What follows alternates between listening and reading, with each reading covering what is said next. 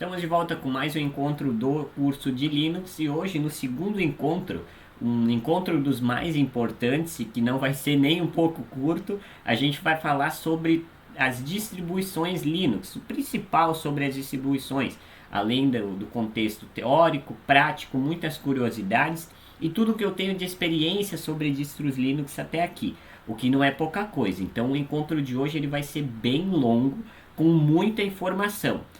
Na minha opinião, é o principal encontro do nosso curso de Linux, tá? Porque a partir daí, desse nosso segundo encontro, você vai saber como é que funciona o Linux no ambiente desktop, vai poder conhecer mais sobre todo o mundo que engloba o Linux, as comunidades, as curiosidades e todas as outras especificações do contexto do mundo Linux. Primeiro a gente viu até no encontro passado que uma distribuição, que a gente chama de distro Linux, é um sistema operacional com kernel GNU Linux. O que a gente precisa saber é o seguinte, que atualmente existem cerca de 600 distros Linux, tá? Nem todas, claro, são gratuitas, existem especificidades, mas existem cerca de 600 sistemas operacionais com kernel GNU Linux. Claro, a gente não vai falar das 600 nesse nosso encontro, nem de um terço delas, óbvio, mas a gente vai falar sobre as principais. Começando com as distros base, que a gente chama from scratch, da raiz, que surgiram a partir do kernel Linux, foram projetos criados a partir do zero. São o Slackware, que é uma das mais antigas, o Debian, que é considerado o sistema universal. A partir do Debian surgiram muitos outros sistemas com kernel GNU Linux, muitas outras distros Linux. Quando uma distro é filha de outra, a gente chama que a distro é baseada em outra. Por exemplo, o Ubuntu que eu estou utilizando aqui, ele é baseado no Debian, ou seja, ele foi criado a partir do Debian. É um Ctrl+C, Ctrl+V, tá? Você colou ali o Debian, modificou e colocou especificidades em cima. Uma distro baseada no Debian. E isso no mundo Linux é muito abundante. Então, dessas basicamente 5, 6 from scratch, surgiram 600. Então, é muita abundância na questão de distinguição e a diversidade de distribuições de sistemas operacionais com kernel Linux. Outro ramo que a gente tem dessa árvore genealógica aí é as distros da Red Hat, que surgiu a partir do Red Hat Enterprise Linux, que é um sistema operacional Linux. Ele é disponível gratuitamente pela a empresa mantenedora Red Hat, o RHEL ali, que a gente diz a sigla do sistema operacional.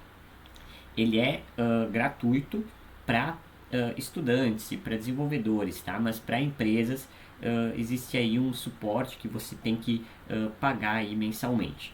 Então, como eu disse, nem todas as distros são gratuitas. São de software livre? Sim, mas existem serviços pagos em cima disso, tá? A gente também tem o Gentoo, do Gentoo surgiram algumas outras. O SUSE, que a gente tem, por exemplo, o OpenSUSE, que é uma distro alemã que surgiu também aí do From Scratch. E o Arch Linux, para quem conhece aí do mundo Linux, já tem experiência, familiaridade com Linux, o Arch é uma das melhores opções de uma forma geral e deu origem a grandes distros como o Manjaro. A gente vai falar de cada uma delas daqui a pouco. Como eu disse, com isso surgiu-se uma árvore genealógica das distribuições geradas a partir das progenitoras. O Debian é progenitor do Ubuntu, o Ubuntu é baseado no Debian. São esses termos que a gente acaba utilizando, tá? Essa árvore genealógica, você pode encontrar ela aqui no link, tá? Se você está me assistindo pelo YouTube, esse link eu vou colocar aí na descrição, o link do meu site, de tudo que a gente pesquisar aqui ao longo do nosso encontro prático, de uma forma geral, tá? Essa árvore aí, você consegue acessar ela e dar uma olhada nela. A gente vai retomar mais pra frente ali, quando a gente falar sobre os desktop environments, mas a gente vê que os pais, né, as distros ou distros mães, no caso, as progenitoras, são, como eu disse, o Slackware, do Debian. Olha a quantidade de distribuição Linux que surgiu a partir do Debian, tá? A gente não vai falar sobre todas elas, mas a gente vai falar sobre uma grande maioria e curiosidades que eu tenho que geralmente nos cursos de Linux não são passadas, tá? Uh, mas existem muitas outras, claro, que aí passarão em branco. Mas aqui a gente tem a Red Hat, tá? Isso aqui quer dizer o Red Hat Enterprise Linux, tá? Aqui tá ele. E aí a gente consegue clicar em cima e ver detalhes sobre. Por exemplo, aqui a gente vai para o site, deveria ir para o site da Red Hat, tá? Porque ali o site não está atualizado. Enfim, tem outras, tá? O Arch Linux, o Enoch, que daí deu origem ao Gentoo, tá? Que basicamente é o Gentoo. Aí tem muitas outras criadas. O IgG Dressel, que é uma das primeiras, tá? Comercialmente e domesticamente distribuída, tá? Tem muitas outras. Aqui, ó, inclusive a gente falava do Android, né? No encontro passado. Tá aqui o Android, tá? O Android de 32 bits, aí ele deu a origem de vários, por exemplo, Lineage OS, que é uma ROM utilizada muito otimizada com relação ao Android, o Air OS, que é dos smartwatch, e assim por adiante, tá? O Android Wear tem as funções de TV, de Smart TV também. A gente vai voltar nessa distro Linux daqui a pouquinho. Outro site muito legal que tem é o DistroWatch, tá? Digamos que o conceito visual dele não seja dos mais bonitos, justamente porque a informação é muito. Tudo o que tiver de novidade sobre o mundo Linux, tratando-se de distribuições, estará aqui. E o que eu gosto muito é que a gente tem o ranking dos acessos, quantidade de downloads aqui no canto direito. E a gente vê as distros, digamos assim, é o trending topping das distros Linux, tá? E aqui a gente tem vários exemplos. Eles colocaram os primeiros 100, que são os acessos por dia, tá? E a gente vê aqui que algumas caem, algumas sobem, outras se mantêm. A gente já vai falar sobre alguns exemplos em seguida e a gente vai voltar aqui no DistroWatch para dar uma olhadinha. A versão não modificada do kernel Linux é chamada de Vanilla. Tá? Então a Vanilla é uma versão que não é modificada do kernel Linux, é o kernel Linux puro, digamos assim. A gente falou do Slackware, ela é a distro mais antiga de todas e está ainda em atividade. Ela é, digamos assim, relativamente atualizada. Tá? Ela é atualizada com o tempo, tem uma comunidade muito ativa e atende também projetos mais antigos, tá? Mais legados, digamos assim. Então o Slackware ele ainda está ativo, sim, e é uma distro bem famosa. Inclusive, eu acredito que a gente vai encontrar ela ali no ranking do DistroWatch. Distros Linux criadas para necessidades específicas. E aí todo esse curso, eu posso te dizer que se resume nessa frase. Ou melhor, todo o sucesso do Linux é resumido nessa frase. Por que o Linux é tão importante, principalmente tratando-se aqui do nosso caso do conceito desktop? Porque é o seguinte, como existem mais 600 sistemas operacionais, né? Como existem mais 600 sistemas operacionais com kernel Linux, ou seja, mais de 600 distros Linux, a gente pode ter a noção de que existem distribuições Linux feitas para necessidades bem específicas. Por exemplo, Windows e macOS, você compra o produto, é um produto fechado, ele tem um contexto de aplicação geral, então uma pessoa que vai trabalhar num serviço público vai usar o Windows, vai ser aquele Windows, uma pessoa que vai trabalhar com edição gráfica, edição audiovisual, vai ser aquele Windows, uma pessoa que vai trabalhar com desenvolvimento de sistemas, com data warehouse, enfim, vai ser aquele sistema do Windows que é o mesmo para os outros. No caso do Linux, não. Existem sistemas operacionais feitos especificamente, personalizados para cada ramo de atividade. Por exemplo, edição audiovisual, a gente tem o Ubuntu Studio, que é uma variação desse Ubuntu padrão que eu estou utilizando aqui, com softwares, configurações e todo personalizado para profissionais que trabalham com edição de áudio e visual. Edição de vídeo, imagens, músicas, enfim. Então, é um sistema operacional específico para determinados fins. A gente tem, por exemplo, o Kali Linux, que é voltado para a segurança da informação, Ethical Hacker. Então ele tem milhares de pacotes, que são os programas, voltados para isso. Então, a pessoa, o profissional que instala esse sistema operacional, ele não precisa fazer configurações, instalação de pacotes, porque essa distro ela já vem pronta. Você só vai dar uma refinada ali, alguns detalhes específicos, tá? Alguns acabamentos, e a distro vai estar pronta para você usar. E, inclusive, ela vai ser focada para aquele fim específico. Então, talvez o conceito de desempenho e efetividade, nesse caso, aí pode modificar também a favor do profissional. Tá? Existem vários, por exemplo, para games a gente tem o SteamOS. Se você conhece o Steam Deck, ele também roda um sistema de kernel Linux, uma distro Linux por trás, específica para games. Tá? O SteamOS, por exemplo, é específico para games. Ele tem uma série de configurações, pacotes, o que a gente chamaria de drivers lá no Linux, né? E outros pacotes, como até games, é a própria Steam pré-instalada, que você simplesmente vai instalar o sistema e sair jogando. Tá? A gente também tem muitos outros exemplos. Tem o Kali, como eu disse, enfim, tem distros para desenvolvimento, que a gente já vai ver em seguida exemplos. De uma forma técnica, que é o que nos interessa mesmo para o nosso curso, a gente tem basicamente dois tipos de distribuições Linux. As distribuições que são versionadas, ou seja, que saem lançamentos regulares de versões, como o Ubuntu que eu estou usando, por exemplo. A gente tem a versão 18.04, a 18.10, que é a LTS, a gente já vai ver em seguida o termo. A gente tem a versão depois da 18, digamos assim, pulou para o 20, 20.04, 20.10, 22.04, 22.10. Então são distros versionadas. E existem também as distros rolling release, ou seja, lançamentos contínuos.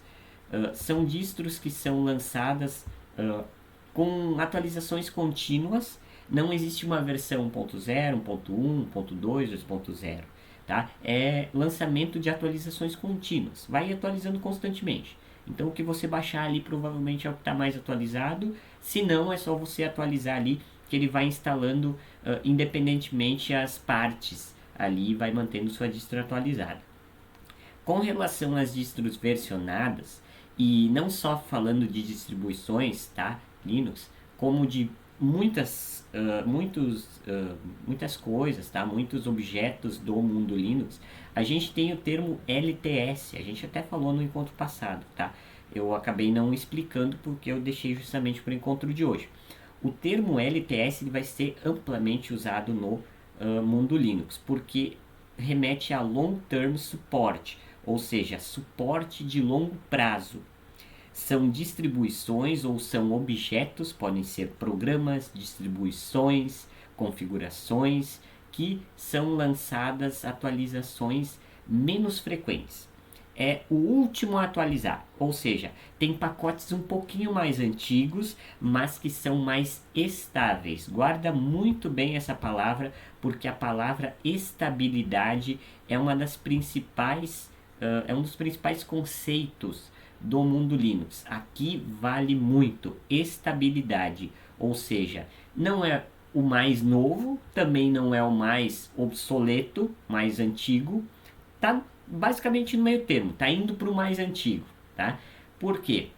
Porque já tem mais tempo de mercado, já foi mais testado, os bugs, a maioria dos bugs encontrados já foram corrigidos, já tem mais desempenho, já tem mais segurança e integridade, ou seja, coisas estáveis, e quando eu digo coisas eu estou falando de distribuições, de softwares, de equipamentos que são estáveis, geralmente usa-se a sigla LTS, eles tendem a ser os principais a serem utilizados. Dificilmente você vai ver fora do cenário empresarial alguma coisa que não seja dentro de um LTS, dentro de uma estabilidade.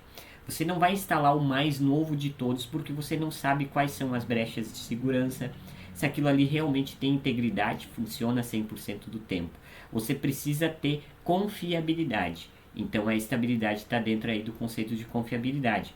O produto já tem mais tempo no mercado, já foi mais testado, a segurança já foi aprimorada, ele já foi otimizado, então ele está ali menos fresco do que as outras coisas muito novas. Não é o mais novo, também não é o mais velho de todos, é o ideal, tá? A gente tem as distros testing. Eu, por exemplo, estou utilizando aqui no desktop uma distro do tipo testing, que é uma versão que ela não é LTS, tá? Ela não é das mais estáveis. Ela traz as atualizações mais frequentes, que foi lançada, publicadas, tá? A comunidade, aos utilizadores, que são mais recentes. É como o Windows ali. Saiu uma atualização, você vai e atualiza. As distros LTS ou os produtos LTS têm atualizações bem pouco frequentes, tá? Tipo, por exemplo, umas distro como o Debian é LTS, a não ser que você baixe o Debian Test. Por padrão é LTS o Debian. Ele tem uma atualização de versão, o Debian é versionado, tá? Por exemplo, do 11 para o 12, atualmente nesse momento a gente está na versão 12, demorou um ano e meio para atualizar do 11 para o 12. O Ubuntu não, o Ubuntu a cada meio ano vai lançando novas features, tá? Novas releases, novas versões. É o testing, o Ubuntu não é LTS. Tem a versão do Ubuntu LTS que a gente vai utilizar para servidor, aqui no nosso curso na prática, que é o que a gente vai utilizar para o nosso curso. É uma versão LTS. Então a versão LTS é sempre uma versão anterior, tá? À versão teste. Por exemplo, no Ubuntu 22, o 22, aliás, o 18.10 é a versão LTS e o 20 já é a versão teste, tá? Então é sempre uma versão atrás, justamente por ter mais tempo de mercado e toda aquela questão voltada aí ao termo LTS. E aí a gente tem o estado da arte, que seria o unstable, o instável, que possui as atualizações mais recentes de todas, que ainda estão em beta, ou seja, não foram publicadas, não foram para o ambiente de produção, digamos assim. E ali você está por sua conta e risco. Então são pacotes que podem estar quebrados, podem não estar quebrados também. São os mais novos do mercado, como eu disse, estado da arte. Só que acontece aquela coisa, né? Não foi testado. Ali, principalmente no unstable, no instável, não foi testado. O próprio nome do conceito já diz instável, não é estável. Então, vai haver instabilidade de alguma forma, seja em desempenho, segurança, tá? Não estou dizendo que vai ter bug, mas não vai ser tão bom quanto no estável, que daí já vai ser testado e aprimorado. E dois conceitos muito, mas muito importantes que a gente vai usar para o mundo Linux e para o nosso curso em abundância são os conceitos de GUI e CLI, tá? Primeiro a gente vai falar de CLI, que é o que a gente vai utilizar no nosso curso e que é o ambiente de produção do Linux e que é o Linux por si só.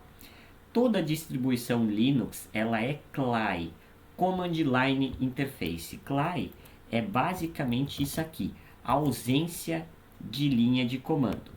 Então, vamos colocar um F11 aqui. É basicamente isso aqui.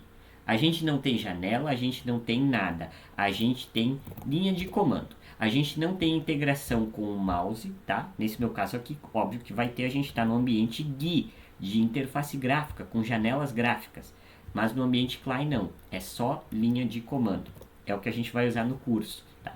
Então por isso que eu digo, é um curso bem técnico. O que a gente vai fazer é o que de fato a gente mexe. Onde a ausência de interface gráfica é somente modo texto. Os servidores, assim, 99% dos servidores são no modo CLI. Por que os servidores são CLI e não tem interface gráfica? Estabilidade, tá? Não estou dizendo que a ausência de interface gráfica vai ser uma vantagem para o usuário, não. Mas para a máquina sim, porque a interface gráfica ela traz inúmeras brechas de segurança, desempenho, integridade, tá? E isso é uma preocupação que não tem importância para um serviço, um servidor. A gente já vai falar de servidores em seguida. Um dispositivo servidor, ele simplesmente tem a função de executar um determinado serviço, de executar uma determinada função. E a interface gráfica ela vai estar basicamente só, em 90% dos casos, só atrapalhando, só causando ruído. Aí o desenvolvedor da empresa lá que tem o servidor vai ter que estar se preocupando em patches de segurança, atualizações do ambiente gráfico e não são nada importantes para o serviço dele. Por isso dispensa de janelas gráficas, de interface gráfica, tá? Distros que têm interface gráfica, como o Ubuntu no caso, as janelinhas aqui, tá? Que é o GUI, Graphical User Interface, elas possuem a interface gráfica, ou seja, tem interação com o mouse, com o teclado, com os dispositivos. A gente consegue renderizar janelas, alterar entre os ambientes de trabalho, graficamente falando, visualmente falando, tá? E todas essas distros elas são renderizadas através de um Desktop Environment, o que a gente tem a sigla de DE. Isso é muito importante. Diferente do Windows, que é onde que a gente tem a interface gráfica padrão, como eu disse aqui no Linux, a gente falou no encontro passado que o Linux é igual a um ônibus, né? Que a gente tem a carroceria, aliás, o chassi, que seria o CLI, tá? Isso aqui, tá? A gente vai simular, mas isso aqui é o chassi do nosso ônibus, tá? É o chassi do Linux. É a ausência de mouse também, tá? É a interface de linha de comando, CLI, Command Line Interface. E a carroceria é isso aqui, tá? Ou seja, a gente consegue colocar uma carroceria, a Graphical User Interface, a GUI, em cima do nosso chassi, ok? E como eu disse, numa produção de ônibus, você compra o chassi e escolhe a carroceria que você quer usar. No Linux é similar. Você pode baixar um Ubuntu CLI e instalar o DE que você quiser, tá? Falando de uma forma um pouco mais prática, você pode instalar a interface gráfica que você quiser. Eu estou no GNOME, a gente já vai ver as principais, mas não necessariamente o Ubuntu precisa ser dessa maneira.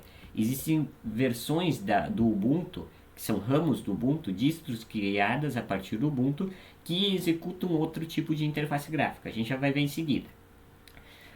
O termo DE, que é Desktop Environment, ou seja, ambiente desktop, ele engloba mais do que só o visual, tá? Ele engloba, sim, o visual das janelas, que é o gerenciador de janelas, tá? A interface gráfica, no caso do gerenciador de janelas, além dos softwares utilitários, que fazem parte daquele gerenciador de janelas, que são essenciais, libraries e tudo mais, tá? Então, DE é muito mais do que só a parte visual. A parte visual a gente chama de Window Manager, tá? O gerenciador de janelas. Mas o DE, Desktop Environment, ambiente desktop, envolve o gerenciador de janelas, a parte visual e também os utilitários, que são, digamos assim, ramificados ao gerenciador de janelas, tá? Então, é um pouco mais do que simplesmente visual. Como eu disse, o Window Manager, que é o gerenciador de janelas, ele utiliza compositores de janelas. O compositor é uma ferramenta responsável por fazer o desenho, por renderizar isso aqui, o ambiente visual. No Linux, a gente tem, por exemplo, o Compton, tá? E o OpenBox, que a gente tem. Os principais. OpenBox, aliás, o Compton é o principal, tem o OpenBox. Os DEs são diferentes no que diz respeito ao uso de recursos de hardware no dispositivo, customização e aparência. E aí, as pessoas que não têm muito conhecimento no Linux, elas vão procurar vídeos no YouTube que dizem qual que é a distro mais leve, qual que é a distro mais familiarizada com Windows, com macOS. Não é questão da distro em si, ou melhor, não é só questão de escolher uma distro em si. É o DE que você vai utilizar, o Desktop Environment. Existem desktop environments que são similares com Windows, que são similares com Mac, que usam mais recursos de hardware, como o GNOME aqui, ele é mais pesado, tá? Existem outras que são mais leves. Tem desktop environments que revivem até hardware obsoletos de somente 32 bits, com 300 MB de RAM, por exemplo. A gente já vai ver mais exemplos em seguida, tá? E aí vamos partir para lá. Os principais desktop environments que existem, as principais carrocerias do ônibus que a gente está formando aqui são, anota bem isso aí, em primeiro lugar o GNOME. O Ubuntu, por exemplo, ele traz o Gnome, esse é o Gnome que eu estou mexendo aqui, tá? Ele é um pouco modificado. O Gnome, ele está na variação da versão 40, então 44, 45. Tem a versão 30, que é uma versão anterior, que muda um pouquinho no visual, mas a usabilidade ela é similar. A gente clica aqui, tem as atividades, a gente consegue trocar a área de trabalho ali, mudar entre as janelas, tá? O Gnome, que é o GNU Network, eu posso colocar aqui, ó, Gnome Linux, tá? Só para a gente ver algumas imagens. Tá aqui ele, então.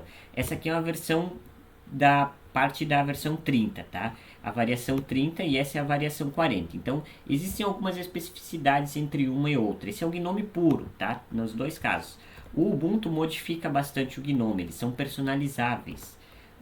O Gnome é o principal, tá? A principal DE de todos. Eu posso te dizer uma coisa, que tecnicamente existem outros DEs justamente porque surgiram a partir do Gnome.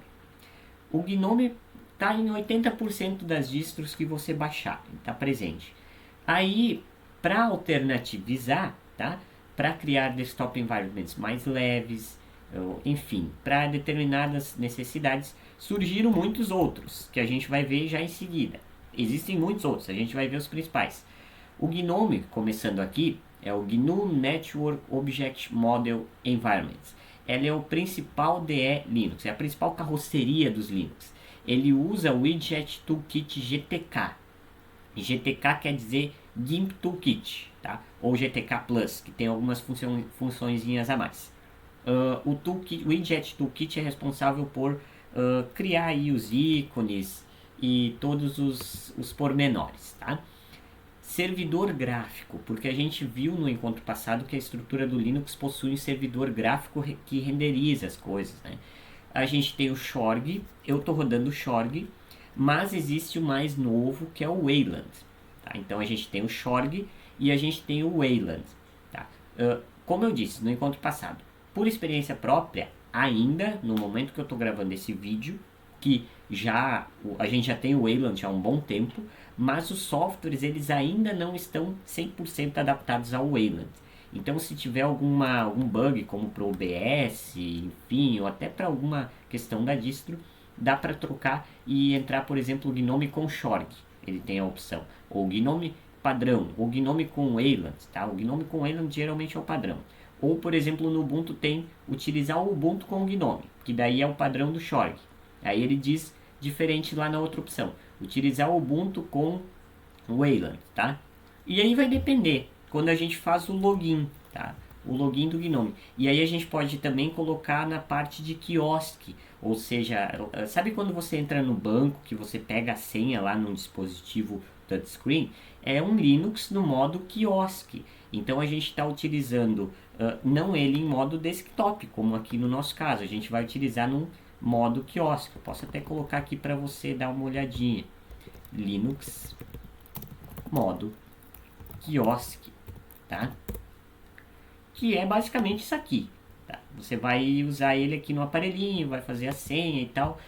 Restaurantes, locais aí que você tem um pouco mais de tecnologia, que você pega a senha, enfim, comandas, ou escolhe um menu, ou até no aeroporto, enfim, como por exemplo aqui, tá? Ele tá um pouco melhor.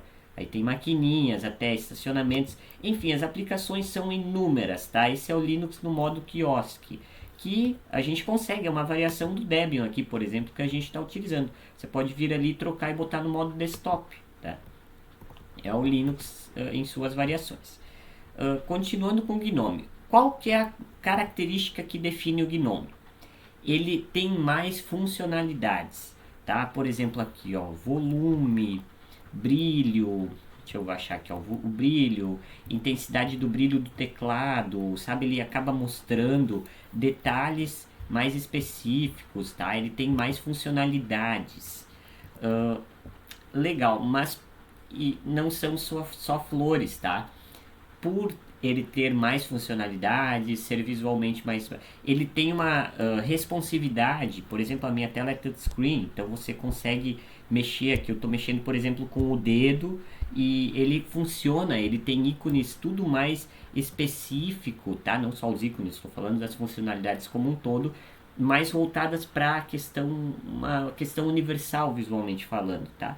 E isso acaba consumindo, a gente paga o preço por isso, tá? O Gnome ele consome mais recursos de hardware do dispositivo. Por exemplo, aqui eu estou gastando 2.30 GB de memória RAM. Incrivelmente isso é bastante no mundo Linux, porque o meu sistema é criptografado. A gente já vai falar sobre isso nos próximos encontros. Mas geralmente o Gnome ele usa de 1,5 GB para baixo, tá? E isso é bastante no mundo Linux, tá? Porque tem máquinas que talvez tenham 2 GB de RAM e olha lá. Ele não trabalha só com versões 32 bits, então acaba sendo uma coisa um pouco mais moderna, mas acaba tendo preço. Tudo tem um preço, a gente vai ver em seguida. A GUI do Gnome, tá? A interface gráfica do Gnome é o que a gente chama de Gnome Shell. Então quando você ouvir falar em Gnome Shell, é a interface gráfica do Gnome. O compositor de janelas responsável por fazer o desenho, tá, das janelas, renderizar o visual aqui que a gente consegue ver, é o Mutter. Tá? Em algumas distros, o Metacity. São termos bem importantes. Tá? O Gnome é o principal deles, está no topo. Em segundo lugar, eu colocaria esses primeiros três como os principais. Em segundo lugar é o KDE, o K Desktop Environment. Ele utiliza o Widget Toolkit, é o Qt, é feito em Python, ou que a gente chama ali o Qt, né? O Qt é o Qt, é feito em Python, ou seja, é bem mais leve do que o Gnome. Não, ele fica no meio termo, tá? E qual que é a característica que determina o KDE? Que o KDE é diferente dos outros desktop environments. Personalização. Tá, esse é o KDE. Não tem como falar do KDE sem falar de personalização. O KDE, a gente pode personalizar tudo, tá? Eu não estou falando de Windows e Mac aqui, que você pode mudar cores, às vezes alguma tipografia, algumas coisinhas. Não, eu estou falando em mudar tudo. Você pode repaginar o seu sistema do zero visualmente, né? A parte visual do zero. A sua carroceria você pode comprar ali, digamos assim, comprar, né? Você vai baixar o KDE no teu ônibus e você vai mudar todo ele, tá? Você mesmo vai fazer o seu KDE. Ícones, tipografia, cores, menus, posições, funcionamento de janelas, tudo. O KDE é extremamente personalizável e não consome tantos recursos quanto o Gnome. Talvez 1,5 GB, aliás, 1,5 GB é o Gnome. Talvez 1 GB, 1.1, 1.2, vai depender da quantidade de recursos rodando em segundo plano, tá? Por padrão aí o KDE deve consumir um pouquinho disso aí, 1 GB, 1 GB.2 nessas últimas versões, enquanto eu estou gravando esse vídeo. Aí a gente tem a terceira. Eu pararia por aí, são essas três, tá? Mas a gente vai falar dos outros. O terceiro é o XFCE. O XFCE, que é esse cara aqui, ele é o, digamos assim, o mais diferentão, tá? Porque a gente consegue ver ele das mais diversas formas nas distros. Eu gosto bastante do XFCE. É o Xforms ou Xforms Common Environments. O XFCE é o estável de todos, tá? É o estável. Ou seja, não recebe atualizações tão constantes, ele é mais antigão, então ele não tem tantas funcionalidades ali, mas ele consome bem poucos recursos e ele é muito personalizável, quase tão personalizável quanto o KDE. O XFCE você também consegue mudar praticamente tudo, assim como no KDE. O Gnome ele é um pouco mais amarrado, a gente consegue sim personalizar totalmente o Gnome, mas ele é um pouquinho mais amarrado no jeito Gnome de ser. O XFCE é muito bom, tá? Ele consome bem poucos recursos, tipo uns 700, 800 megabytes no máximo, tá? De uma forma nativa. Ele utiliza o servidor gráfico Xorg, claro, ele não vai usar o Wayland, ele vai usar o Xorg porque ele é mais estável. Então ele vai usar o Xorg e o compositor de janelas é o XFWM. Tá? O XFCE ele é encontrado em muitas variações. Tá? Nativamente ele é assim, como está aqui na direita.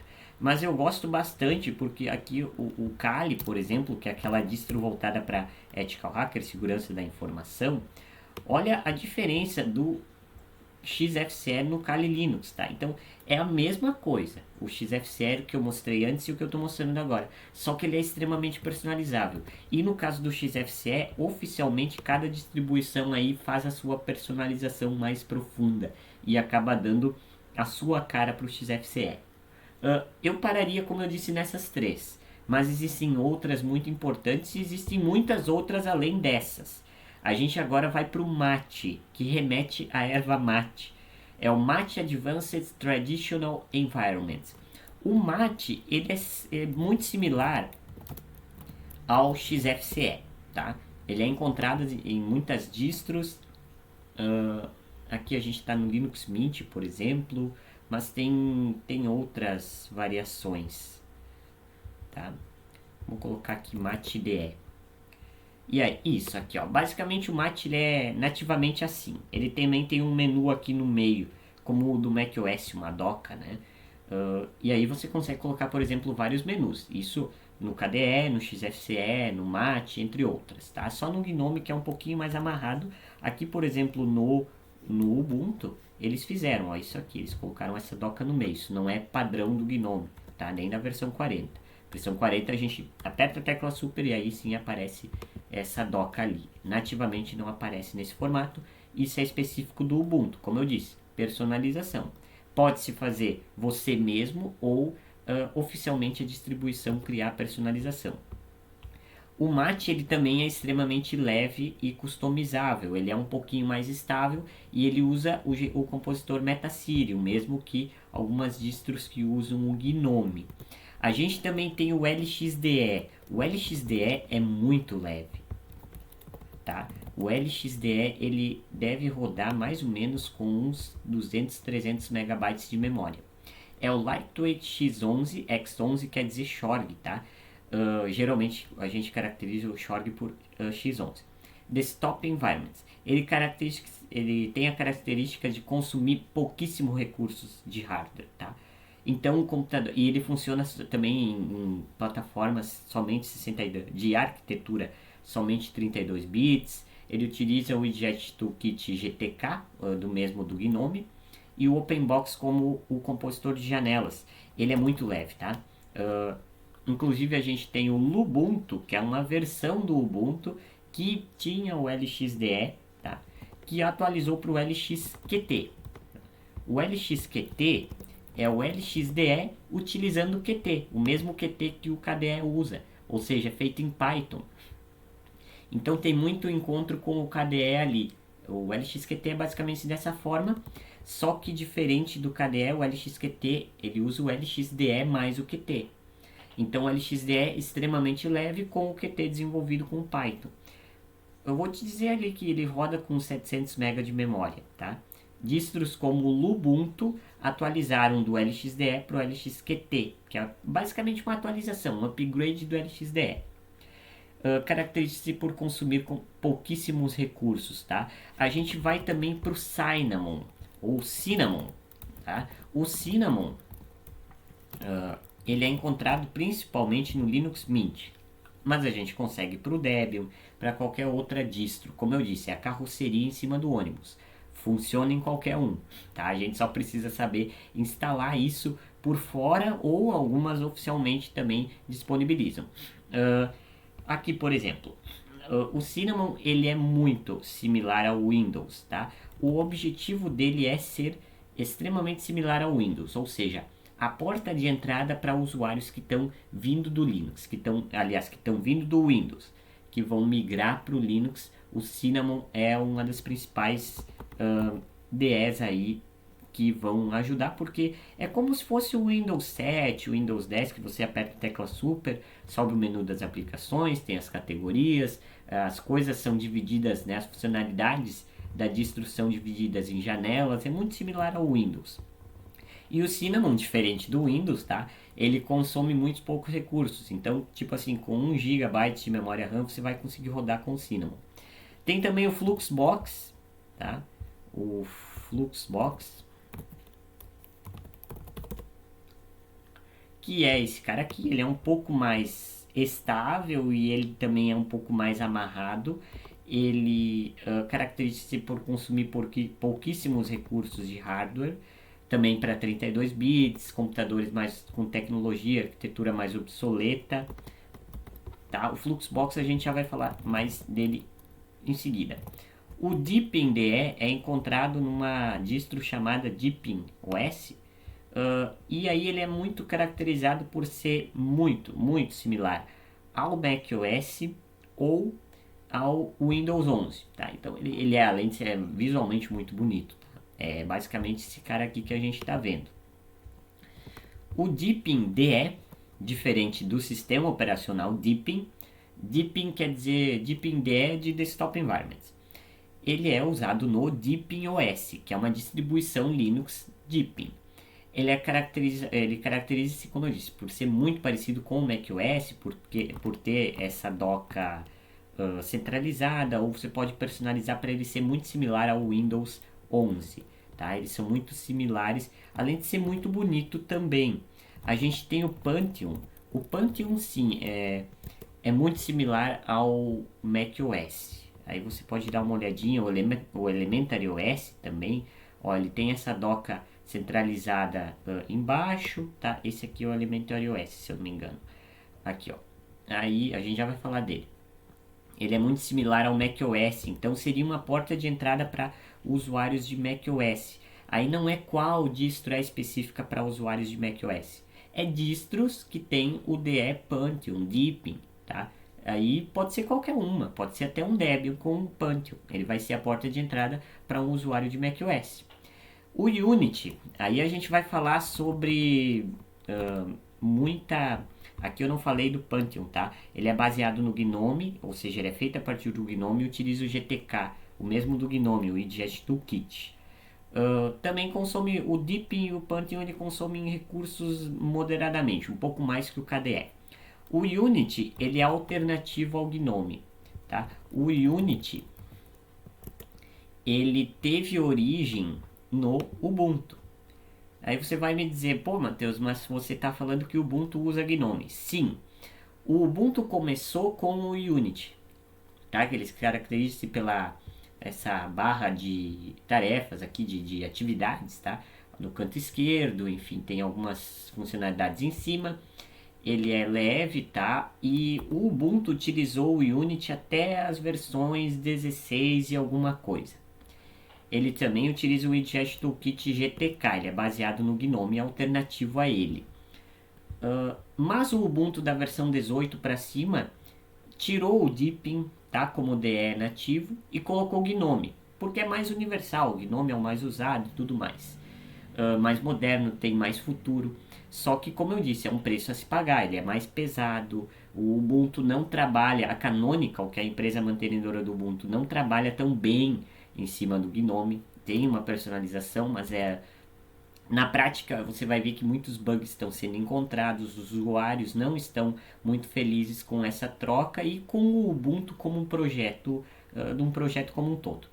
Inclusive, usuários criaram um projeto que não é oficial, que é o novo Ubuntu Unity, tá? Que ele é um Ubuntu, ele não tem, ele é uma variação, ele é baseado no Ubuntu padrão, que ele não tem o GNOME, ele tem o Unity, tá? Não é uma versão oficial, tá? A Canonical, a empresa, ela não disponibiliza essa versão oficialmente, mas recomenda, tá? É um projeto criado por uma comunidade de usuários e eu acho que está sendo bem visto na sociedade, tá? Das comunidades do mundo Linux, justamente pelo Ubuntu ser uma alternativa ao GNOME, não é melhor nem pior, mas ele talvez o usuário tenha mais familiaridade em utilizar o Unity, justamente porque usou o Ubuntu durante muitos anos. Ele é mais leve do que o GNOME, tá? Então ele tem um comportamento diferente, tem especificidades, cada um tem as suas, tá? Também tem o Bud Desktop, vou colocar aqui, ele utiliza também GTK, aqui o Bud Desktop, que é esse cara aqui, basicamente falando, tá? Aqui a gente tem mais detalhes. Ele está presente no Arch Linux, está presente em várias distribuições aí. A gente já vai ver mais detalhes sobre distros específicas em seguida. Ele é alternativo e baseado também criado a partir do GNOME. São distribuições essas, aliás, são desktop environments esses, baseados no conceito de janelas, como no Windows. Mas a gente tem uma caracterização de IDE que se chama Tile ou Tiling Window Managers, o TWM, que você também vai encontrar bastante aí no mundo Linux. TWMs são DS, é uma categoria de DS, não é um exemplo, é uma categoria de DS, de gerenciadores de janelas, que são estáticas, ou seja, elas são ajustadas automaticamente. É como se a gente pegasse aqui e jogasse, por exemplo, uma para um lado ou a outra janela para o outro. A gente não consegue deixar elas dinâmicas, aumentar ou diminuir elas ao longo da tela. É uma tela visual com interface gráfica, GUI, só que mais amarrada, tá? Focado na utilização somente de teclado. A gente não usa mouse. Geralmente não se usa mouse, tá? 90% dos casos. Geralmente voltada para uso em terminais de ambiente shell, ambiente de texto, tá? Como eu te mostrei aqui, né? Nesse tipo de ambiente. Qual que é o objetivo dos TWMs? Minimalismo, estabilidade, eu acabei não colocando ali, tá? Mas é implícito estabilidade e foco. Ou seja, você consegue operar uma máquina muito obsoleta, com muito desempenho, com muita segurança, muito foco e muito minimalismo, que não vai atrapalhar ali a sua visão e o seu trabalho cotidiano, tá? A gente vai ver em seguida aqui uns exemplos práticos. Geralmente são configuráveis através de arquivos de configuração. Você coloca lá um código de configuração e o TWM vai se ajustar. Tá? E a gente pode ter a possibilidade de usar em conjunto com esses outros DS. O principal deles é o i3, tá? O i3WM, que ele é nesse formato aqui, ó.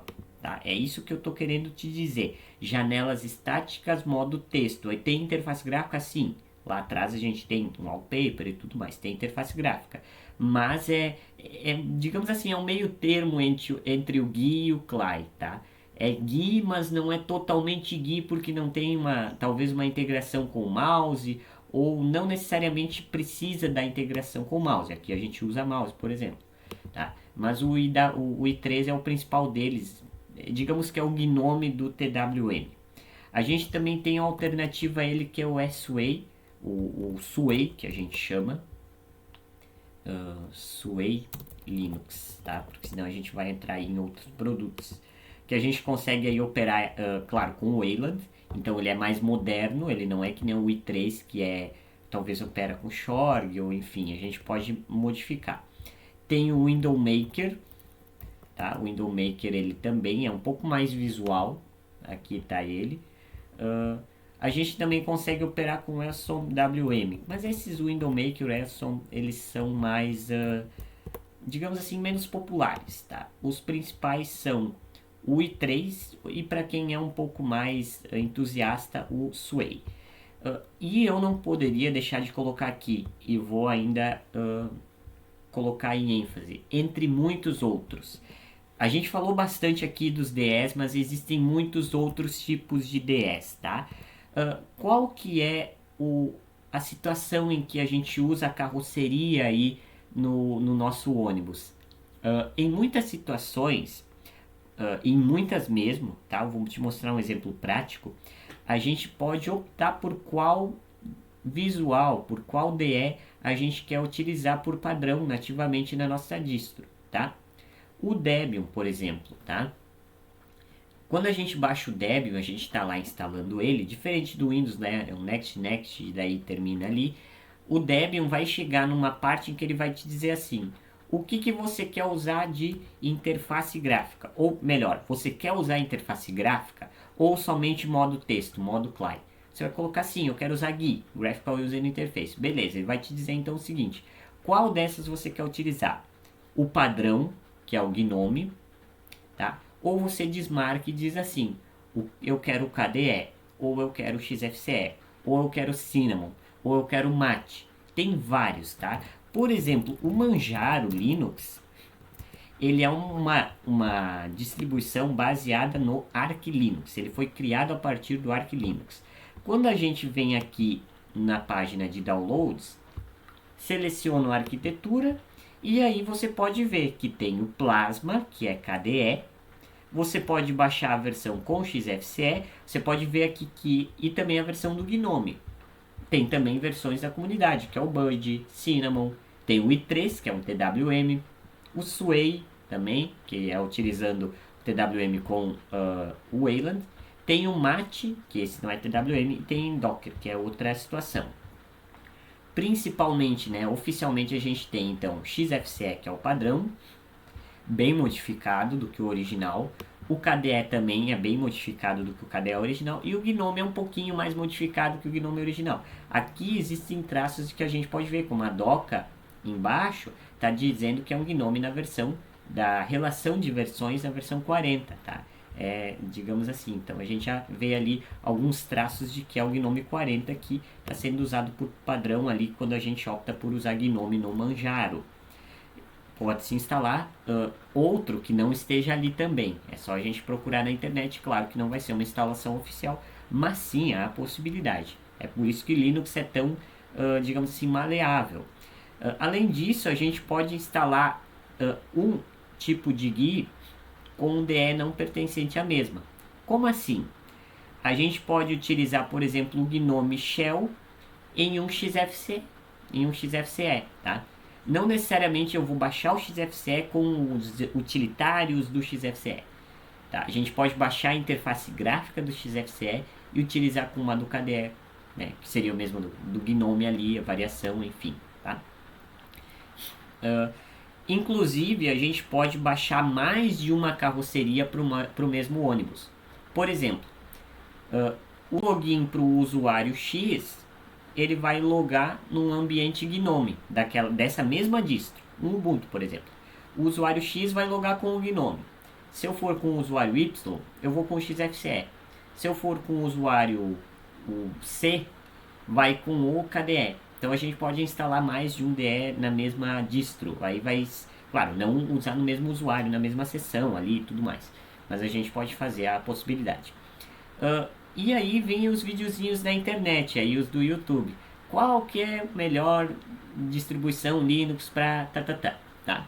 É aquela questão do depende. Mas tecnicamente falando, não é a distribuição Linux que vai fazer toda a diferença.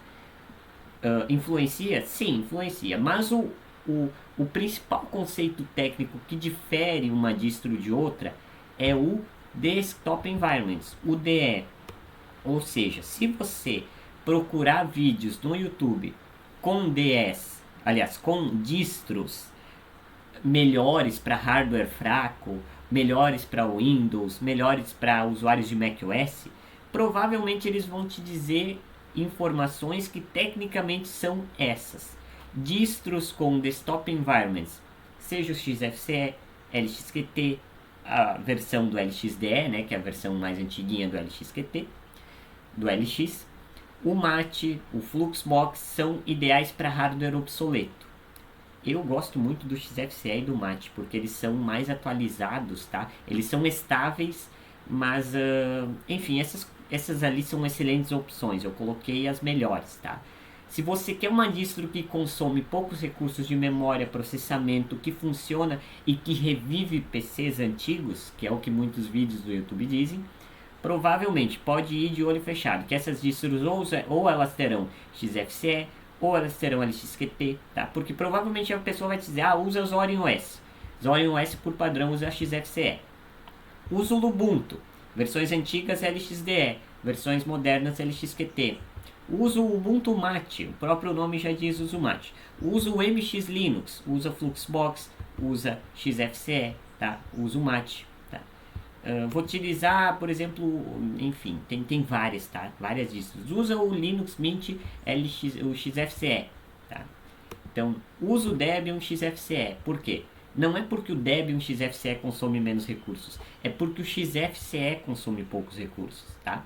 Pensa que o DE faz toda a diferença.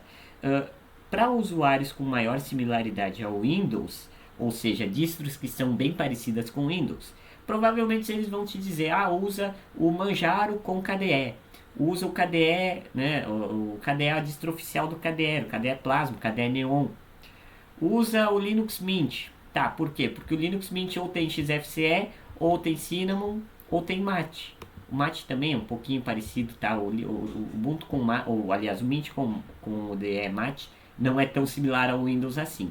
Mas o Mint, por padrão, usa o Cinnamon. Usa o Debian com o Cinnamon. Então, por quê? Por causa do Cinnamon, que é muito parecido com o Windows. XFCE e KDE, principalmente KDE e Cinnamon, são muito parecidos com o Windows. Para macOS, provavelmente nos videozinhos do YouTube eles vão te dizer, usa o Deepin, tá? Enfim, usam a distro o Pantheon, alguma coisa do tipo, tá? Por quê? Porque o Deepin DE e o Pantheon são extremamente similares ao macOS. Talvez hoje eles podem te dizer que o Deepin, tá, seja uma alternativa para usuários de Windows 11. Por quê? Porque o Deepin DE ele tem essa opção aí da gente variar entre muita similaridade com o Windows 11 ou com o macOS. O pessoal vai dizer, eu uso o Elementary OS. É porque o Elementary OS usa o Pantheon. Não é 100% aí digamos assim, o bônus, o presente aí pro Elementary OS, e sim pro DE que o Elementary OS utiliza. Por mais que é o DE o nativo, né, no caso oficial deles. Legal, então antes a gente passar para a parte de servidores, a gente vai falar sobre os principais exemplos. E por isso que esse encontro ele é bastante longo, porque eu tenho muita informação para te falar e a gente está praticamente na metade. Vamos dar uma olhada na distribuição aqui, começando pelo pai de todos, o Debian. Debian, o próprio nome diz que é Deb. O criador Ian Murdoch tinha a Deborah como esposa, então ele colocou o nome Debian aí. Por que esse ícone é o ícone oficial do Debian? Porque é aquele... O Debian, todas as versões do Debian tem um codinome baseado nos personagens do Toy Story, tá? Então se a gente colocar Buzz, aliás, Toy Story, Buzz Lightyear, a gente vai ver que no queixo do Buzz Lightyear tem o símbolo do Debian, tá? É uma teoria, tá? Então, uma teoria oficial no caso. E também porque o Debian tem a ver com o gêniozinho, a fumacinha saindo da lâmpada do gênio, tá? São esses dois principais termos, tá? Também tem o símbolo do perfeccionismo também, que é bem... é uma terceira teoria menos provável, digamos assim, tá? Por exemplo, o Debian 12 é o Bookworm. O Bookworm é o personagem do Toy Story, que é a minhoquinha, tá? O Debian 11 é o Bullseye do Toy Story. Tá? Não da Marvel, que é o cavalinho. E assim por diante. Cada versão do Debian tem um personagem do Toy Story como codinome, tá? Não é simplesmente o número. O mundo Linux é baseado em codinomes, tá? Aí a gente está no Debian. Vou tirar o zoom aqui, a gente vai ver algumas variações do Debian. Do Debian, a gente tem, por exemplo, o MX Linux, tá? O MX Linux, eu vou vir aqui na DistroWatch para me basear. Ele é uma distro que está sendo muito procurada, mas ela não tem muita personalização, tá? Baseada aqui, tá? A gente vê, ó, no Antix e no Debian Stable. O MX Linux aqui, ele tem ali o Fluxbox, enfim, a gente consegue ver mais variações dele. Ele não é tão famoso assim. A gente vai falar aqui do Ubuntu, tá? O Ubuntu, ele significa uma questão aqui, eu vou colocar nas imagens. O Ubuntu, como eu disse, Ubuntu significa um termo zulu sul-africano que diz eu sou porque nós somos, que remete ao conceito de comunidade. O logo do Ubuntu é essa rodinha aqui, que é você olhando de cima, 3 pessoas se dando a mão, tá? Então remete muito ao conceito de comunidade. O Ubuntu lança versões LTS e versões não LTS. Cada versionamento do Ubuntu tem um codinome de um animalzinho. É um animal mais um adjetivo.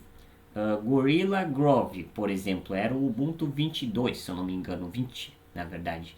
Gorilla Grove, então Gorilla, o animal, Grove, o adjetivo. Tá, então são basicamente esses. Vamos dar uma olhada aqui no Ubuntu Desktop. Quero dar uma olhada aqui. Então a gente tem o codinome aqui. As versões 04, elas são, aliás, geralmente a 04 é LTS, ó. LTS, a versão estável. E as versões 10, 22.10, geralmente, elas são versões não estáveis. Inclusive, como primeira opção aqui, a gente tem o que? A versão estável. Por que eles não colocaram a versão mais nova como a opção principal? Justamente porque o conceito de estabilidade é o que manda no mundo Linux. As pessoas não querem o mais moderno de estado da arte, elas querem o mais seguro, o que dá menos dor de cabeça, as empresas no caso. Então a versão LTS é a que tende a dar menos problema, menos dor de cabeça para os usuários, tá? Mas eu baixei, por exemplo, eu estou aqui na versão 23.04, que não é LTS, mas que vai ser quando a versão 24 ou a 23.10 sair, tá bem? Sai a cada 6 meses, por isso. 04 porque é abril e 10 porque é outubro. Geralmente é nesse conceito aí, tá bem? Não necessariamente o padrão. Por ter versões a cada 6 meses, os usuários estão reclamando muito porque o Ubuntu do 20 para cima, a gente está na 23, no momento que eu estou gravando esse vídeo, ela tem apresentado inúmeros bugs, tá? Inúmeros, tanto para instalar quanto para utilizar, enfim. E os usuários estão muito insatisfeitos, tá? Isso não sou eu que estou dizendo, é o que os fatos dizem. O Ubuntu é uma distro baseada no Debian, tá? Ou seja, criada a partir do Debian. E uma vez ela teve o Unity ali do 16 para baixo, que era muito famoso, que fez com que o Ubuntu, a Canonical, a empresa mantenedora do Ubuntu, tivesse o Ubuntu como principal distro do mundo Linux, tá?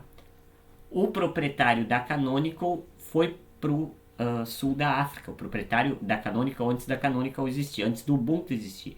Foi lá onde ele viu o termo Zulu sul-africano lá do eu sou o que sou porque nós somos, eu sou porque nós somos, alguma coisa nesse formato. E aí que surgiu o Ubuntu, e aí que surgiu o logo e toda a comunidade em cima disso. Tá? Outras distros, deixa eu voltar aqui no DistroWatch.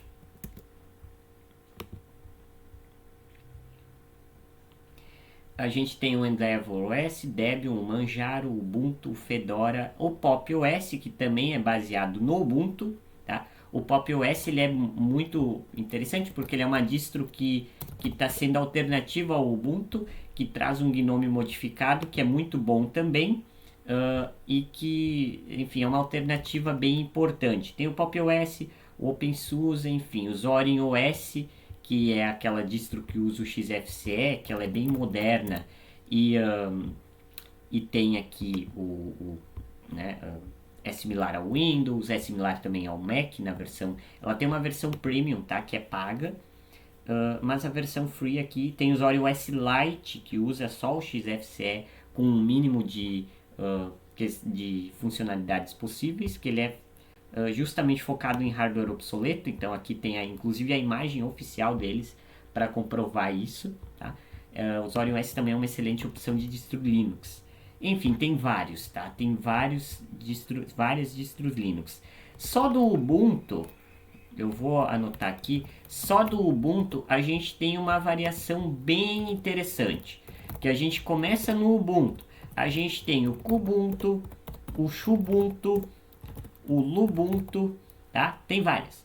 Por quê? Porque o primeiro nome aqui, ele remete ao quê? Ao DE que está sendo utilizado. Kubuntu é o Ubuntu com o KDE. Xubuntu é o Ubuntu com o XFCE.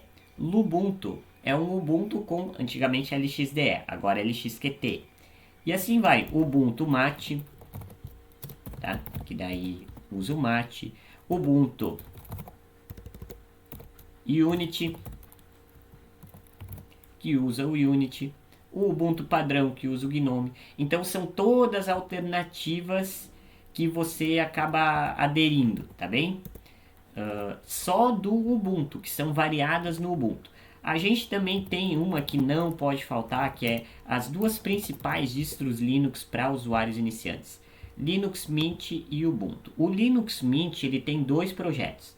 Por padrão, o Linux Mint é baseado no Ubuntu, mas existe o Linux Mint LMDE, que é o Linux Mint Debian Edition, que ele é baseado diretamente do Debian. Tá? Vamos falar a versão padrão do Linux Mint primeiro. Como você pode ver aqui, tem o codinome Victoria, porque é o seguinte, versão de produção do Linux Mint. O Linux Mint das versões de produção tem o codinome de uma mulher. E o Linux Mint nas versões beta tem o nome de um homem. Porque remete-se que na tomada de decisão os homens sejam um pouco menos seguros com relação a resultados do que as mulheres. As mulheres elas têm, são mais assertivas, digamos assim, em opções, tá? Tanto para visual, enfim, num todo, tá? No dia a dia. Então por isso que a gente tem essa diferenciação. São nomes de pessoas, tá? De uma forma geral falando, o Linux Mint é ofertado em 3DS. O Cinnamon, que é similar ao Windows, como o próprio slogan diz, tá? Moderno, inovador, resumidamente, similar ao Windows, tá? Tem o Mate, que é estável, por ser estável ele consome menos recursos, tem mais segurança, ou seja, mais robusto, tá? E tem o XFCE. Tá? Tem o Edge também aqui, mas que é nova, tá? Mas ele tem o Cinnamon também. O XFCE também é pequeno, tá? Consome poucos recursos, simples e é estável também. Então a gente pode escolher o chassi que a gente vai colocar, escolher a carroceria que a gente vai colocar no chassi do nosso ônibus aí de Linux Mint.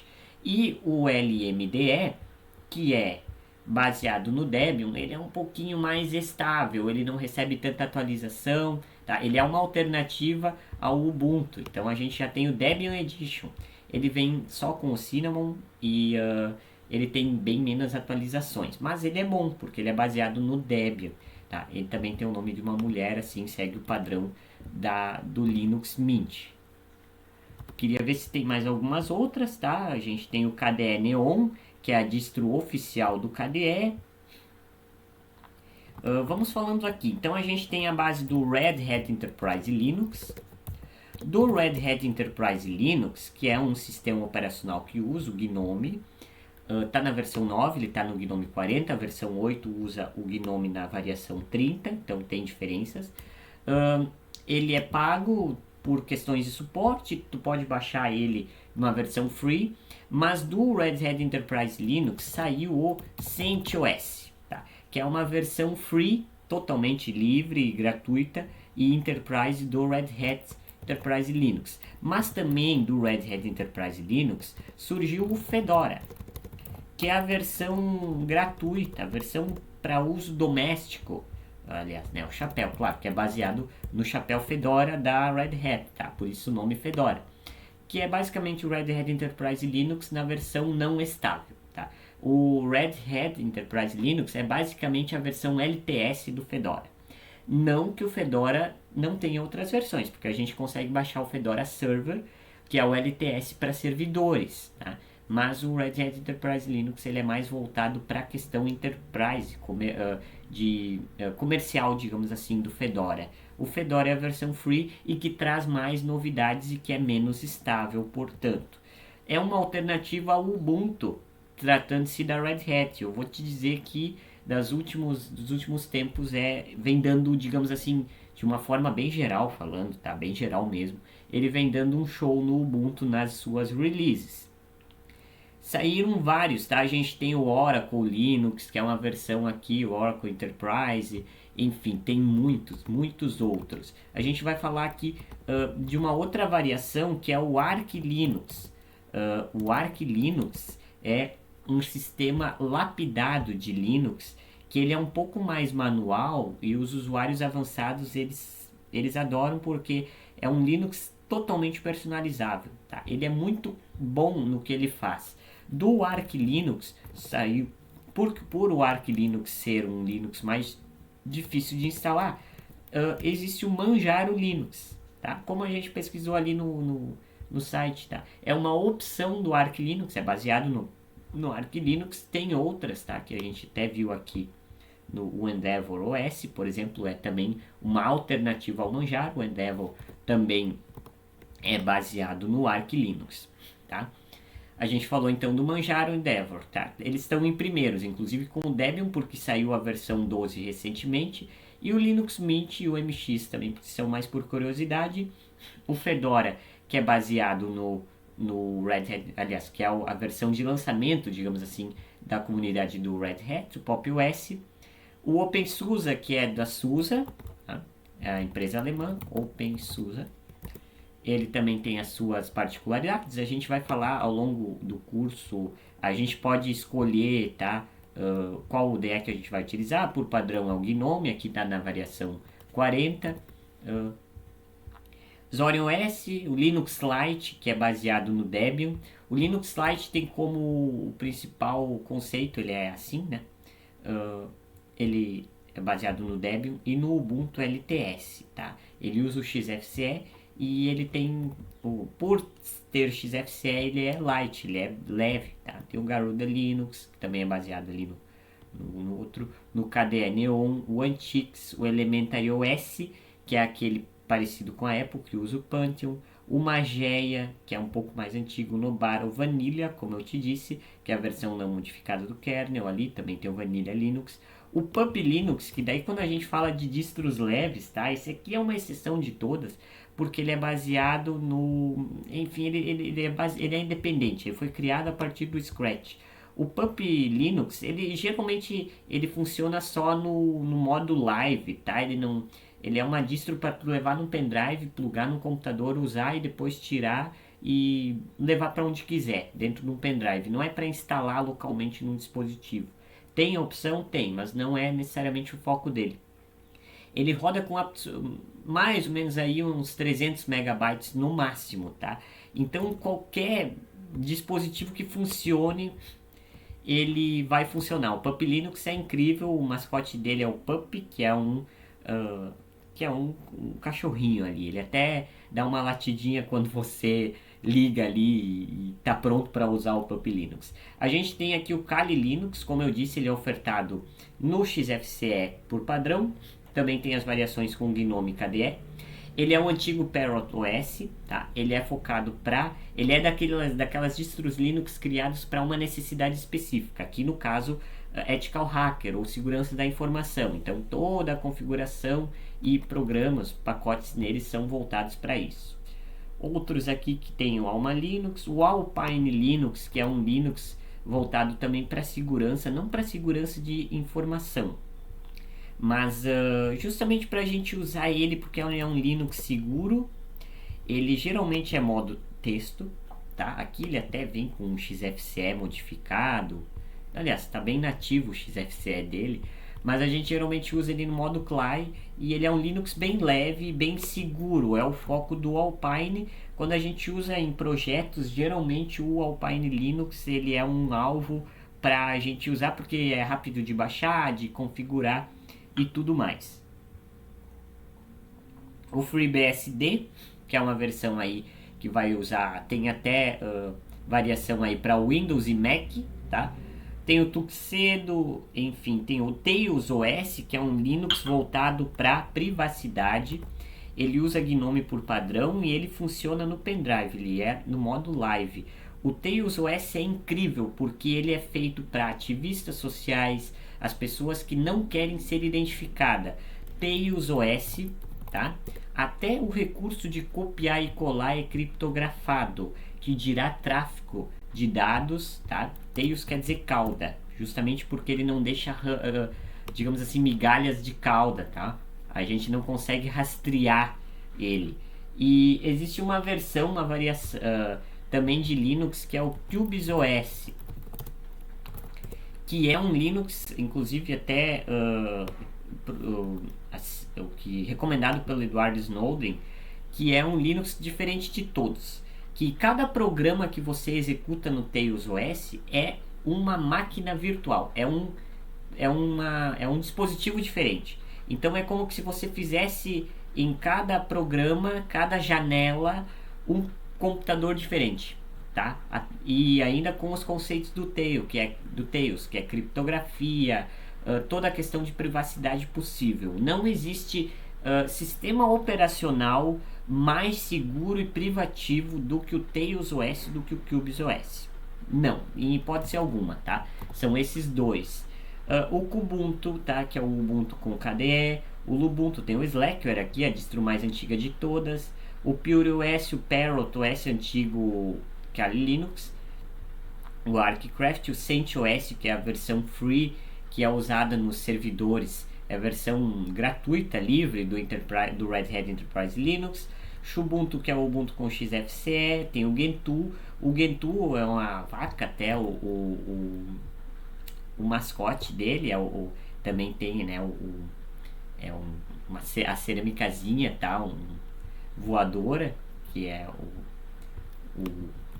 são os mascotes do Gentoo. O Gentoo é um pouquinho mais difícil de usar, porque a gente tem que compilar os pacotes, mas como todo Linux, é um Linux, tá, não muda muito. E aí a gente tem Linux mais, tá, o Deepin, né, o CubesOS, TrueNAS, que daí é para servidores. Vamos dando uma olhadinha aqui, porque eu quero chegar ao Endless OS, que é um Linux um pouco diferente, tá? Voltado justamente para ser uma alternativa aos outros Linux e aos Windows e Macs. O Oracle Linux, e aí era onde é que eu queria chegar. Oracle Linux, tá? A gente tem aqui o Ubuntu Studio, que é voltado para criação audiovisual, entre outros, tá? Proxmox aqui, que é para criar servidores. Tem muitos, tá? Tem muitos mesmo. O que eu quero chegar aqui para te dizer é o seguinte, que empresas como a IBM, Oracle, a própria Microsoft, Apple usam Linux na infraestrutura. Então eles têm as suas versões específicas de Linux também. Você pode se aventurar aí e encontrar vários videozinhos na internet sobre qual distro você quer utilizar. Aqui no curso nós utilizaremos o Ubuntu Server, tá? Que é a versão de servidor do Ubuntu, que é o que a gente vai falar agora de servidor. O que é um servidor e por que todas as versões de servidor são LTS. Tem uma versão não LTS, mas com certeza poucas pessoas vão utilizá-la. A gente vai baixar 22043 LTS, tá bem? Que a gente vai fazer no próximo encontro. Aqui a gente vai falar agora do conceito então de servidor. O que é um servidor que a gente estava vendo ali? Servidor é um dispositivo com a função de prover, de servir determinados serviços a alguém ou a alguma coisa de uma forma segura e eficaz. O objetivo de um servidor é não causar dor de cabeça, é ele funcionar e você nem perceber que ele está funcionando, tá? Por isso que são usadas versões estáveis, LTS, para servidores, porque são mais seguras, tem menos pacotes, ou seja, os pacotes eles já estão no mercado com maior segurança e integridade. Por que distros como o Debian trazem tão poucas coisas e você precisa instalar tudo manualmente, se você quer usar aí para um desktop, por exemplo? Por que o Ubuntu já vem com tanta coisa e o Debian não? Porque o Ubuntu Desktop, esse que eu estou usando, ele é focado para desktop, ele não é para servidores. O Debian é para servidores, para um ramo um pouco mais enterprise, tá?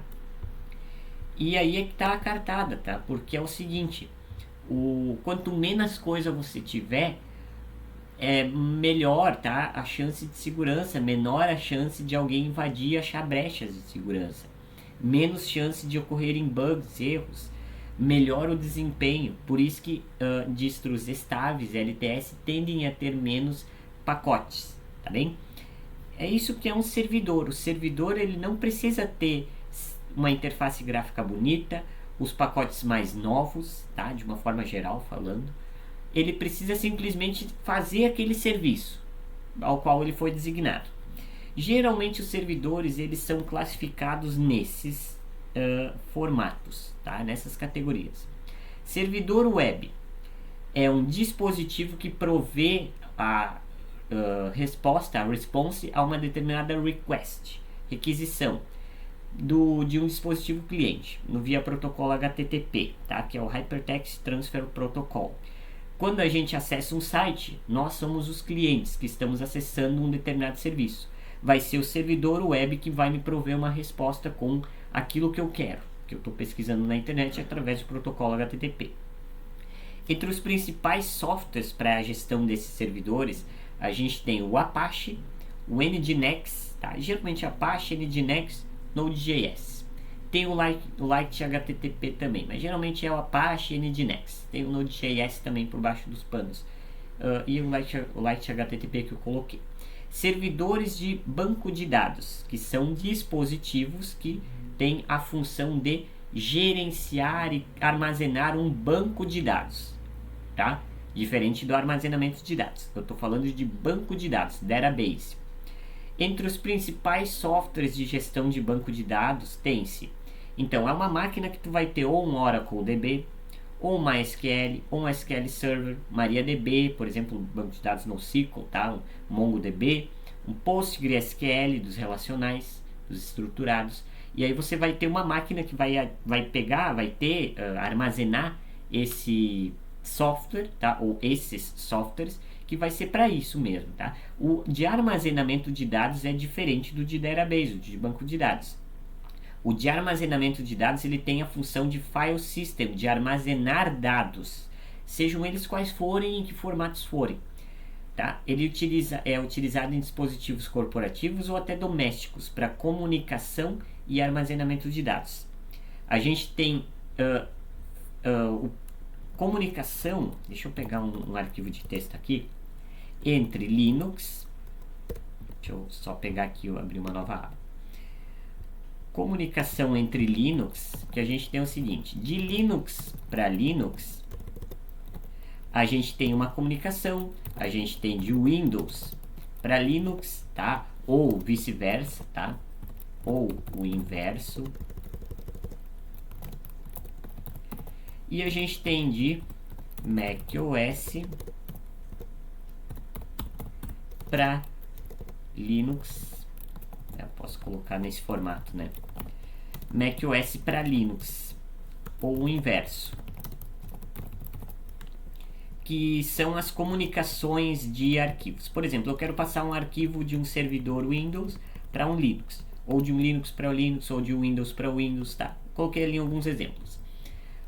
Ok, entre dispositivos Linux, ou seja, a primeira opção aqui, a gente tem o protocolo NFS, Network File System, que a gente consegue criar acessos e trocar arquivos e diretórios remotos, tipo um Google Drive, como se você pegasse aqui, colocasse ali um SSH e você conseguisse acessar remotamente, tá? Mas aí entre servidores Linux. A gente usa o protocolo NFS. Entre dispositivos, tá? Isso aqui a gente vai usar o NFS. Entre dispositivos Linux e Windows, tanto faz se é Linux para Windows e Windows para Linux, a gente tem o SMB ou o Samba, como a gente diz, tá? SMB ele usa esse protocolo, esse sistema de troca de mensagens, tá? Ou seja, arquivos, diretórios, enfim, que é o Simple Message Block. Ele faz a comunicação de Windows para Linux, tá? Porque são sistemas operacionais diferentes. O Samba faz essa interface de comunicação aí. E a gente tem outros, tá? A gente tem o OnCloud também, que é servidor de armazenamento de dados em cloud. Tem o Nextcloud, que é similar. Ele só tem algumas funcionalidades extras. A gente até consegue fazer videoconferências e outras funções. A gente tem servidores de arquivos, que aí sim são simplesmente para acesso e gestão de arquivos e diretórios diretos, tá? Aí a gente está falando de protocolo FTP, que é o Files Transfer Protocol, tá? Para gerenciamento de arquivos. Tem também dispositivos servidores para aplicações, que a gente chama de Application Server, que são máquinas para armazenar uma determinada aplicação, ou aplicações diversas, como tecnologias, tá? Um servidor de Java, de uma aplicação, de um sistema feito em Java, de um sistema feito em PHP, de um sistema feito em .NET, em Django com Python, enfim. É uma máquina que armazena um software ali produzido por alguém, tá? Seja em qual tecnologia for. Claro, o software e os seus requisitos, as suas libraries para que ele funcione. Geralmente um software em cloud, um software na nuvem que um cliente vai acessar por fora, tá? A gente também tem o servidor de e-mail, que é um dispositivo que gerencia e-mails via o protocolo SMTP, que é o Simple Mail Transfer Protocol, protocolo específico para gerenciamento de e-mails, tá? Ele geralmente utilizado em conjunto com os servidores web, porque vai ter um cliente aí que vai requisitar mandar e-mail aí ou receber e-mail, tá? Dessa nossa máquina. Claro que daí a gente chama de servidor de webmail. Quando você vê aí um servidor de webmail, é uma máquina ali que tem um gerenciamento de e-mails que manda e que recebe e-mails, utilizando o protocolo específico SMTP. Servidor de streaming também, que ele faz a transmissão de streaming, de recursos de mídia em tempo real, tipo um Netflix ali, por exemplo, que vai te prover a sua série em tempo real. Ele usa um padrão específico que chama DLNA, desenvolvido pela Sony, em conjunto com a Sony e outras empresas, que é incrível, tá? É o Digital Live Network Alliance, tá? A aliança, no caso, digamos assim, uma cooperação entre determinadas empresas, em especial a Sony ali que desenvolveu o DLNA, que é um serviço ali, um protocolo padrão de streaming, por isso que hoje a gente tem tanta plataforma de streaming, tá? Porque é um servidor, um dispositivo ou um cluster, tá? Que seja, que provê serviços de streaming para nós clientes. Tem o servidor de backup também, que é um dispositivo de armazenamento de backup, ou seja, armazena cópias de segurança, cópias de dados. Tem o servidor de proxy, que ele filtra requisições entre o cliente e o servidor, ele é um intermediador, o cara que fica no meio ali, ele mascara as coisas, tá? Coisas eu quero dizer, o IP, ele não necessariamente vai... Ele define ali, por exemplo, um túnel de criptografia, ele fornece privacidade, tá? Onde que o IP da operação não vai ser o da máquina, vai ser o da máquina do proxy em si. Ele determina ali um IP diferente, tá? Ele mascara as coisas. O que é bem interessante também, ele atua como meio termo ali na requisição do servidor web. E também tem o servidor de games, de jogos, que é responsável por executar games. Quando você provavelmente entrar ali no Play Games ou no Xbox, na conta ali no cloud, ou acessar o seu Xbox pela internet, que você não precisa baixar o game, você provavelmente vai estar utilizando ali remotamente um game de um dispositivo servidor de jogos, de games, tá? Ele fornece então desempenho, claro, para o game não ter lag, não ter bugs, e banda larga. Então ele usa ali VPS, por exemplo, tá? Tem o Virtual Private Server, podem ser utilizados também para games. Eles criam máquinas virtuais com maiores desempenhos, tá? Então, geralmente a gente também tem dispositivos específicos para servir games a nós clientes. Um bem importante que é o de DNS, que é o Domain Name Service, que é aquele www. Alguma coisa, para você não colocar ali o seu IP direto em números. Isso é um DNS.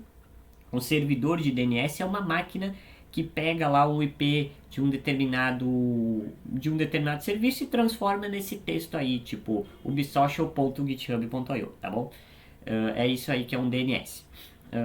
DHCP, que é um protocolo também, a gestão automatizada de fornecimento de endereços de IP. Cada máquina tem um endereço em rede, ele se chama IP, tá? Internet Protocol, no caso, o endereço. DHCP quer dizer Dynamic Host Communication Protocol, ele cria um IP para se comunicar, tá? Então é uma máquina que faz isso, o servidor de DHCP. A gente também tem o servidor Blade, que ele é um servidor físico, tá? Uma máquina física que é pequenininha, ocupa espaços menores e é usado em redes locais, que aí geralmente conectado por conexão cabeada e tudo mais. A gente também tem o servidor de impressão, realmente é para impressão, para imprimir coisas. Ele faz o gerenciamento em larga escala de impressão de documentos, ele organiza a fila ali de documentos. Então, geralmente quando você dá um Ctrl+P ali, ele vai mandar a informação do documento, a impressora e tudo mais, todas essas informações, esses dados, em um concatenado para esse dispositivo servidor, que vai organizar ali numa fila conforme tem a fila de impressão e vai executando na impressora alvo, digamos assim. Do mesmo caso, a gente até tinha, ainda existe, o servidor de fax, que faz isso aí para fax, e o de sistema operacional, que a gente tem muito em voga hoje, da gente acessar um sistema operacional em cloud, por exemplo, via AWS, via Azure, GCP, enfim, o que a gente chama de cloud, nuvem, né? A gente vai acessar uma máquina na nuvem, a gente só coloca o endereço ali no nosso navegador, a gente acessa a máquina. Então a gente está acessando uma máquina servidora que fornece para nossos clientes um sistema operacional, seja ele qual for, tá? Para acesso remoto e também compartilhado. Então, são muitas informações, o mundo Linux é muito mais do que isso. Mais informações você encontra lá no meu site ubsocial.github.io. Isso e muito mais detalhes sobre o mundo Linux, tá? Eu sugiro que você procure mais. Procure aí alguns vídeos no YouTube, as distros que você mais se identifica. Se você não se identifica com a sua distro, com alguma distro dessas 600, você mesmo pode baixar ali o chassi e configurar a sua carroceria ali do seu Linux, tá? Fazer o seu próprio Linux personalizado, baixar um Linux ali personalizado do jeito que você quiser. E no próximo capítulo a gente vai falar de parte prática, a gente vai fazer a instalação e quais são as maneiras, as formas de se instalar dispositivos, em dispositivos a nossa distro Linux. Tá? Um abraço e até o nosso próximo encontro.